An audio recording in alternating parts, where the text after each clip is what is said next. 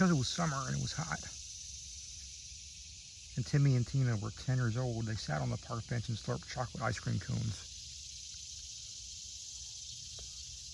When you get to the middle of your ice cream, Timmy said to Tina, you're going to find a big white spider. When you get to the middle of your ice cream, Tina said to Timmy, you're going to find a swarm of bees. Ha, Timmy said. A swarm of bees couldn't fit inside an ice cream cone. They're the smallest bees in the world.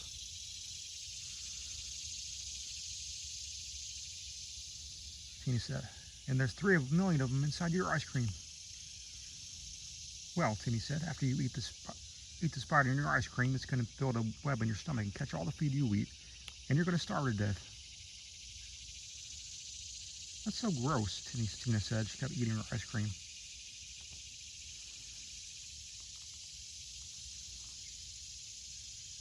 Timmy kept eating too. They were brother and sister and loved chocolate ice cream more than they loved each other.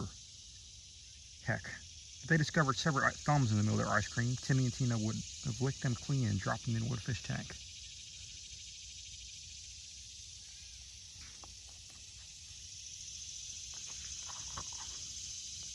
Okay, that's not true. If Timmy and Tina had discovered thumbs in their ice cream, they would have screamed, thrown cones in the air, and run flying for home. Or maybe not. Timmy and Tina were very strange children, and maybe, just maybe, they might have been the kind of kids who enjoy finding several thumbs in their ice cream.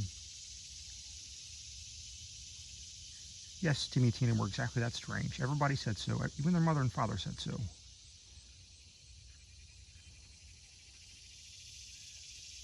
My children, their father often said, you are mine and I love you, and you are so very cute and pretty.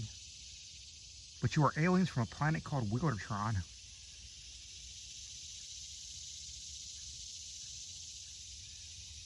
When Timmy and Tina were walking in the woods, the birds would shake their tail feathers and flutter their wings and sing, strange kids, strange kids, strange kids. Okay, that's not true either. But Timmy and Tina scared birds, and they scared dogs. Heck, the lions at the zoo would cover their faces and paws whenever Timmy and Tina came to visit. Okay, that's not true at all. But Timmy and Tina were the strangest kids in town. They might have been the strangest kids in the state, in the country, maybe in the whole world. And they were strange in exactly the same way. And with chocolate smeared all over their faces, all over his blue shirt and her blue dress, they looked exactly alike too. Except for the fact one of them was boy and the other one was girl. Oh, look at you two, an old woman said to Timmy and Tina as she stopped near them. I don't think I've ever seen a cuter set of twins in my whole life. We're not twins, Timmy said. We're triplets, Tina said. There's 3 of you, the old woman said. How wonderful. Where's the other one? She died, Timmy said. Oh, I'm so sorry, the old woman said. Your little heart must be broken. She was killed in a car wreck, Tina said. When we were 5 years old, Timmy said. With tears in her eyes, the woman pulled the kids close and hugged them. She wanted to squeeze the sadness out of their bodies, but she only managed to squeeze the ice cream cones out of their hands. There's nothing more irritating than this ice cream cone dropped in the dirt. Well, except for me, for 2 ice cream cones dropped in the dirt.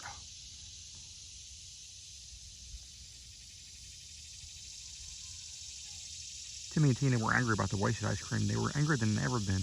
You might think that Tina and Timmy would have been angrier when their sister died, but here's the thing. Timmy and Tina didn't have a sister, alive or dead. Timmy and Tina weren't triplets. They were only twins, which is still pretty cool, but not nearly as cool as being triplets. But why are you here in the park by yourself? The woman asked. Where are your parents? They died in a car wreck too, Tina said. We're orphans, Timmy said. They were lying, of course. Their mother and father, exhausted by the children's strangeness, were napping on a picnic blanket only 20 feet away. But who takes care of you? The old woman asked. Timmy and Tina looked at each other. They read each other's minds. They knew exactly what lie they wanted to tell, and they wanted to tell it together.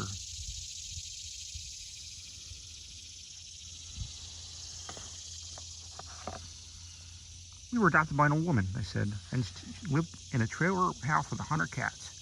And the old woman fed the cats, but she didn't feed us. And she whipped us, too. Sometimes she would pick up her cat and shake it until it was spitting mad and throw it on us. Oh my Lord, that old woman said, that's the most horrible thing I've ever heard. That's not even the worst part, Timmy and Tina said. You know what's really horrible? What? What? The old woman asked. That old woman looked exactly like you. Tina and Timmy screamed. They chanted, she looked like you, exactly like you. She looked like you, exactly like you. She looked like you, exactly like you. As they chanted, the old woman let them go and stumbled backwards. Exactly like you, exactly like you, exactly like you.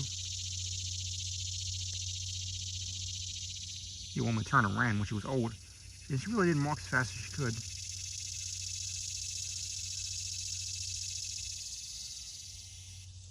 She really just walked as fast as she could. And her pace was slow, and Timmy and Tina were able to follow her easily. Exactly like you, exactly like you, exactly like you. So yes, Timmy and Tina were strange, and they were cruel. They were strangely cruel. They might have chased the old woman for 100 miles. But it so happens that strangely cruel children get bored easily. Quickly. So Timmy and Tina let the old woman go, and they laughed. That was fun, Timmy said. It was sad too, Tina said. Why was it sad? He asked. Because I really wish we were triplets, she said. Yeah, that'd be cool. You know what? What? He asked. We should pretend we're triplets, Tina said. Okay, Timmy said. But how long should we do that?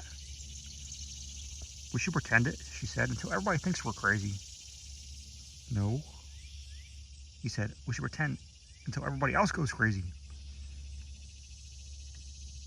And so later that night, after they got home, Timmy and Tina pulled an old dress out of her closet and took it with them to dinner. Timmy held out the left sleeve and Tina held on to the right sleeve, and they skipped down the stairs with their imaginary sister over to the dinner table and gently draped her over a chair. Who's that supposed to be, their father asked. That's our sister, Tina said. We're triplets, Timmy said. Their father looked at the dress, at the imaginary sister, and then at his wife. She shrugged her shoulders after to say, this is just one more strange night in a lifetime of strange nights. Well, their father said, your sister looks rather skinny. She should eat something. And so their mother filled out 5 plates with chicken and potatoes and green peas, and 4 ate well, but the 5th wouldn't eat a thing. She just stared at her food. Why isn't your sister eating? Their mother asked. Because she's mad, Tina said. Why is she mad? Their father asked. Because she doesn't want to go to school tomorrow, Timmy said. Because they were weird kids, and because weird kids were often punished. Timmy and Tina had to spend their summer going to school. Oh, their mother said. I know at least 2 of them have to go to school in the morning. If she doesn't go to school, Tina said, and pointed the dress straight over the chair, then I don't have to go to school. If you make us go to school and let her stay home, Timmy said as he pointed out the dress, then I will scream at the teacher until she cries. Timmy was telling the truth. 3 times in the last school year, he had screamed at his teacher until she cried. But what could be worse? A teacher whipping in the adult bathroom, or 2 strange kids carrying around an empty dress at school? Okay, their father said, your sister has to go to school tomorrow. Don't tell us, Tina said. Tell her, Timmy said. The father sighed. He put his hands in his head. His head in his hands. He wondered why he hadn't become an astronaut. He could be orbiting the Earth thousands of miles away from this strange life. But he loved his children. He did. And he loved his wife. He did. He wanted to make sure all of them. He wanted to make all of them happy, and so he did his best. Okay, young lady, he said, pointing at the dress. You are going to school tomorrow.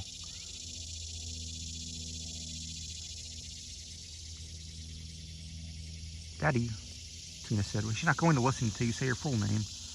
Yeah, Timmy said. Parents always use kids' full names when they're mad. Okay, their father said. What's her name? Timmy and Tina laughed. She's your daughter, Tina said. We didn't name her, Timmy said. You did. You and Mommy, Tina said. The parents looked at each other. What should they do? They read each other's minds. Okay, Mary Elizabeth St. Pierre, their father said to the empty dress. You are going to school tomorrow, and I don't want to hear another word about it. So early the next morning, Timmy brushed his imaginary sister's imaginary teeth. And Tina combed her imaginary sister's imaginary hair. And they poured her a bowl of cereal she wouldn't eat and a glass of orange juice she wouldn't drink. And all three of them put on their shoes and raced to catch the bus. On any other school bus in the world, it would have been strange to see a brother and sister carry an empty dress down the aisle. But this was Timmy and Tina's regular bus. They had been riding this bus since kindergarten, so nobody was surprised about the strange behavior. And in fact, most of the kids didn't even notice it. Timmy and Tina, who were being who they were, would not be ignored. Everybody listen, this is our sister, Mary Elizabeth. Mary Elizabeth St. Pierre, Tina asked. The kids all stared at the empty dress. They went back to their books and video games and their cell phones. Okay, Timmy said, if you don't all say hello to our sister, I'm going to stand outside your bedroom windows and stare at you while you sleep. Timmy never done such a thing, but all the kids figured he was fully capable of it, so they took him seriously. Hello, all the kids said to the empty dress. Say your name, Tina shouted. Hello, Mary, the kids shouted. Her full name, Timmy shouted. Hello, Mary Elizabeth, the kids shouted. Her fullest name, Tina and Timmy shouted together. Hello, Mary Elizabeth St. Pierre, the kids shouted. Timmy and Tina were very pleased. Mary Elizabeth St. Pierre was also pleased. She spun left and right and bowed. She was obviously very proper and polite empty dress. Soon enough, the bus pulled up next to the school, and Timmy and Tina and Mary Elizabeth hurried to the classroom. It's a well-known fact that empty dresses hate to be late for class. So Timmy and Tina rushed to their desks. They sat across the aisle and from each other and held up the dress like a flag between them. A blue dress covered with white yellow flowers. Timmy and Tina, their teacher said, what are you two up to now? 3, Timmy said. 3, their teacher asked. 3, Tina said. 3 what? Their teacher asked. There's not 2 of us, Timmy said. There's 3 of us, Tina said. We're triplets, they said together. Because of Timmy and Tina, the teacher often cried in the classroom. She cried during a drive to school. And she cried when she woke and she realized she had to drive to school. And she cried before she'd fallen asleep at night and realized she had to wake up and go to school again. That's a lot of crying.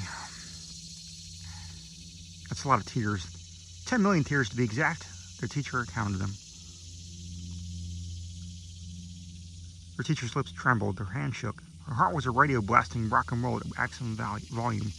But she wasn't going to cry this time, no way. She would not let these strange kids make her weep in public ever again. So she calmly walked up to the chalkboard and wrote down the 3 hardest math problems she could think of.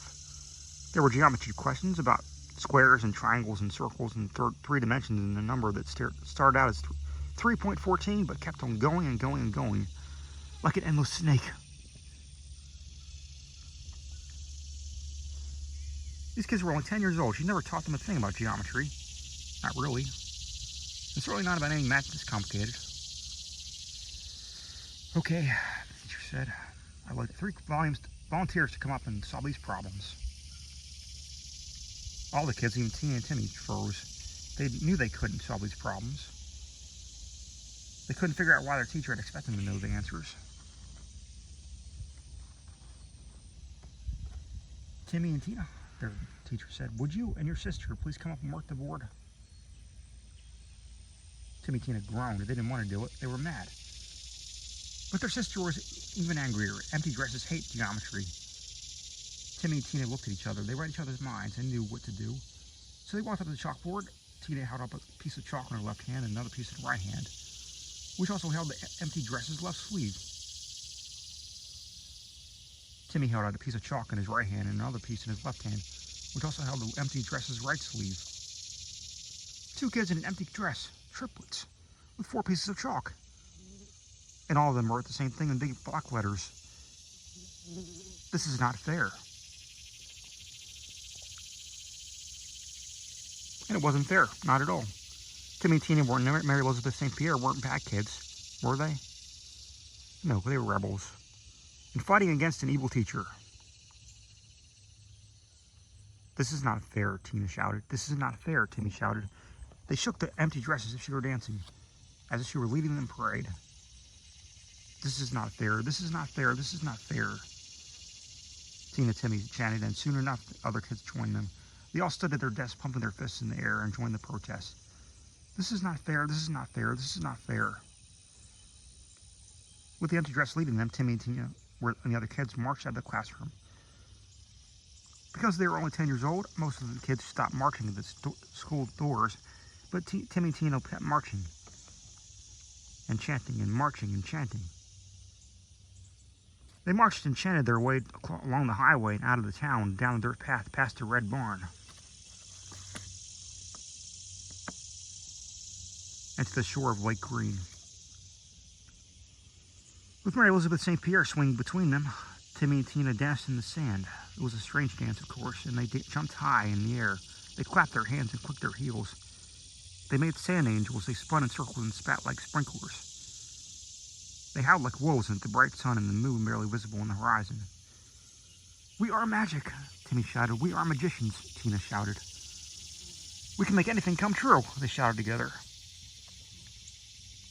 And then a strong and clever wind ripped Mary Elizabeth St. Pierre out of their hands and sent her drifting 10, 20, 30 feet over and into the water, where she floated like a dress-shaped boat.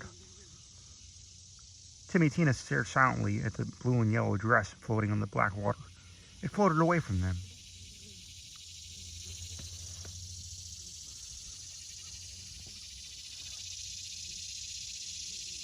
Don't you hate it when she does that?